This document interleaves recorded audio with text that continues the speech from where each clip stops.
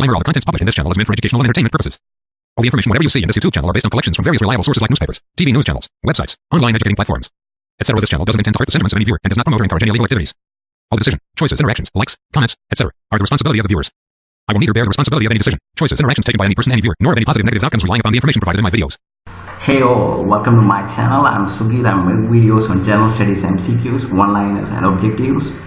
You may pause this video and try each and every questions in my video and have a self-evaluation about yourself regarding current scenarios and current affairs that are happening pan-India and worldwide. Come, let's learn.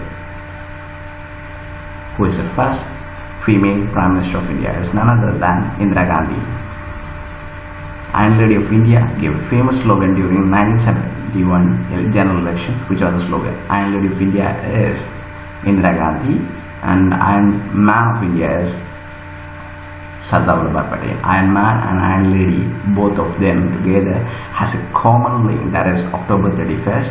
On October 31st, Sardar Vallabhbhai Patel was born, and on the same day, Indira Gandhi was shot dead.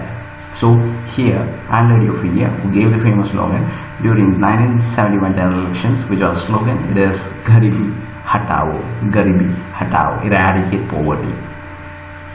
In which year Indira Gandhi was awarded Bharat Ratna? It was in 1971. Which writ is issued against wrongful detention? It is habeas corpus. Which is the largest leather producing state in India? It is Tamil Nadu. Albati Dam is located in which state? It is also a South Indian state. It is Karnataka.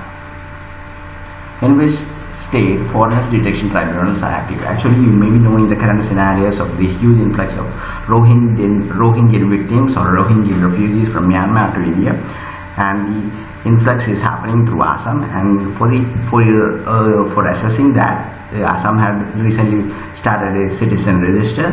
So in the same state, there is a possibility of having a foreigners detection tribunal, and the answer is Assam. This is common sense if we know the current scenarios that are happening in our country. Which country has declared free from avian influenza H5N1? It is none other than our country, India. In which year peacock was declared that the national bird of India? It is in 1963. The executive power of the union is vested with, or the executive head of the union is the President of India. Thank you.